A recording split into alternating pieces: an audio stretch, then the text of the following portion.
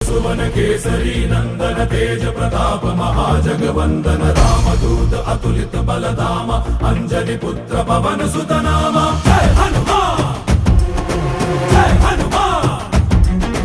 भूत पिशाच निकट नहीं आवे महावीर जब नाम सुनावे संकट से हनुमान छुड़ावे जन्म जन्म के दुख बिसरावे।